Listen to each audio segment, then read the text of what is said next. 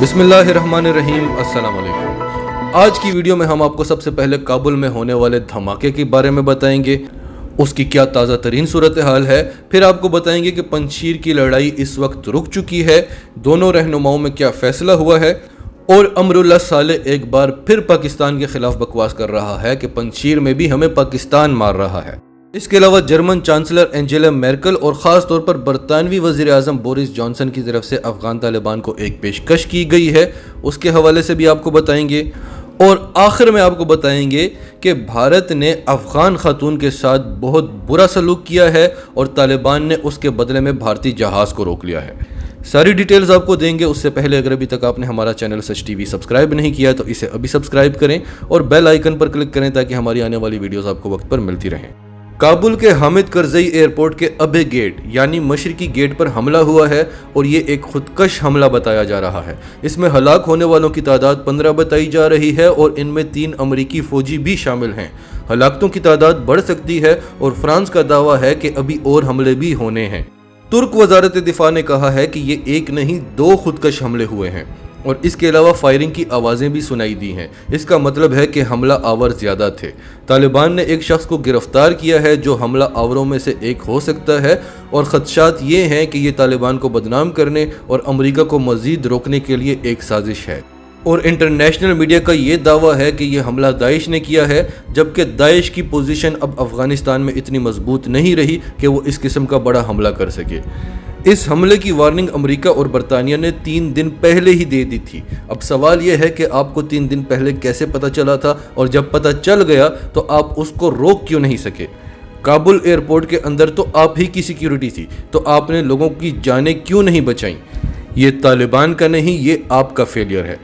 اس کے علاوہ پنجشیر میں خون ریزی کا خطرہ ٹل گیا ہے۔ اس سے پہلے طالبان کو پتہ چلا کہ شمالی اتحاد کے جنگجوؤں نے خندقیں کھود رکھی ہیں اور خفیہ مشین گنز بھی نصب کی ہوئی ہیں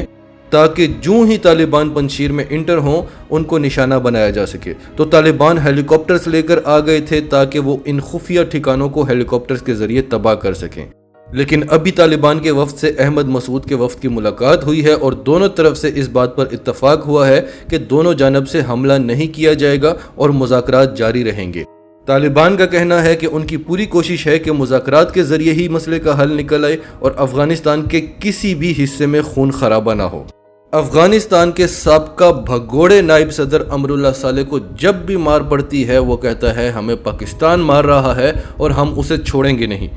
امراللہ صالح اور بھارت کسی صورت بھی نہیں چاہتے کہ یہ مسئلہ امن و امان سے حل ہو جائے، وہ چاہتے ہیں کہ ریٹیلیشن ہو، افغانستان میں خون خرابہ ہو اور امریکہ ایک بار پھر سوچے کہ میں نے یہاں سے نکل کر غلطی کی ہے اور مجھے واپس جانا چاہیے۔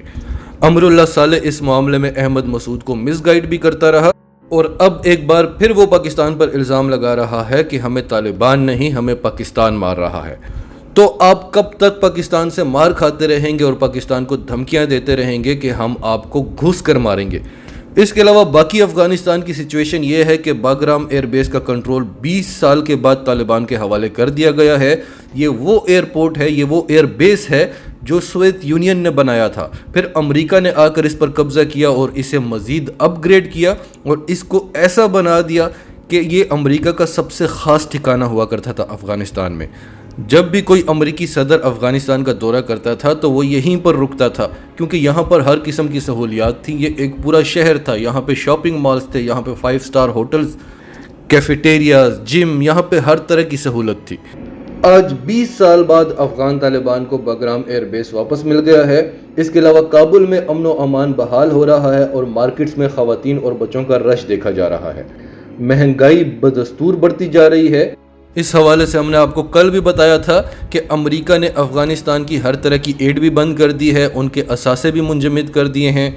اور اس حوالے سے ایران اور چائنا افغان طالبان کی مدد کو آ گئے ہیں۔ آج جرمن چانسلر اینجیلا میرکل نے کہا ہے کہ افغان عوام کے مفادات کے لیے طالبان سے بات چیت جاری رکھنا ہوگی، طالبان سے کوئی غیر مشروط معاہدہ نہیں ہونا چاہیے، اور سب سے بڑی بات، برطانوی وزیر اعظم نے طالبان کو منجمد اثاثوں تک رسائی کی مشروط پیشکش کر دی ہے۔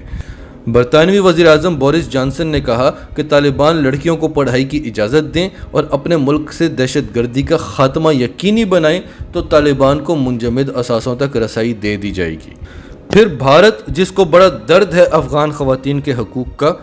اس کے اپنے ملک میں خواتین کا جو حال ہے وہ کسی سے ڈھکا چھپا نہیں ہے، اس پر پردہ ڈالنے کے باوجود پردہ پڑتا نہیں ہے۔ آج ایک افغان خاتون جو پارلیمنٹ کی رکن بھی ہیں، جن کے پاس سفارتی پاسپورٹ بھی ہے، وہ بھارت گئیں اور نیو دہلی ایئرپورٹ پر ان کے ساتھ بدتمیزی اور بدسلوکی کی گئی کہ آپ یہاں نہیں آ سکتی، حالانکہ ان کے پاس سفارتی پاسپورٹ تھا، ان کا پورا حق تھا کہ وہ بھارت میں داخل ہو سکیں۔ اس خاتون کا نام رنگینہ کارگر ہے اور بھارت نے انہیں کہا کہ کسی بھی مسلمان کو بھارت آنے کی اجازت نہیں ہے، یہ سہولت ہم نے صرف ہندوؤں کو دی ہوئی ہے۔ 2 کروڑ سکھ ہیں بھارت میں اور بھارت ان کو ویلیو دے رہا ہے کیونکہ انہوں نے ناک میں دم کر دیا تھا مودی کے، وہ آزادی کی تحریک چلا رہے ہیں، لیکن 25 کروڑ مسلمان آج تک ہندوؤں کو وفاداریاں ثابت کر رہے ہیں۔ ہر چیز کا الزام آپ پر لگایا جاتا ہے، آپ سے نفرت کی جاتی ہے، آپ سے آپ کے حقوق چھینے جاتے ہیں، آپ کی مسجدوں کو گرایا جاتا ہے، آپ کے ناموں پر جو تاریخی مقامات ہیں ان کے نام تبدیل کر کے ہندوؤں کے نام رکھے جاتے ہیں، آپ کو RSS کے غنڈے مارتے ہیں تو پولیس کھڑی ہو کر تماشا دیکھتی ہے، الٹا ان کی مدد کرتی ہے۔ کیا فائدہ ہے ایسے ملک میں رہنے کا؟ 25 کروڑ تعداد، بڑی معذرت کے ساتھ اگر آپ میں ذرا سی بھی ہمت ہوتی تو آپ بھارت سے علیحدہ ہو چکے ہوتے۔ 2 کروڑ سکھ تحریک چلا سکتے ہیں لیکن آپ بھارت کو وفاداریاں ثابت کرتے رہیں کہ ہمیں بڑی محبت ہے بھارت سے۔ جب طالبان نے دیکھا کہ ہماری خاتون کے ساتھ انہوں نے بدسلوکی کی ہے تو افغان طالبان نے ان کا جہاز روک دیا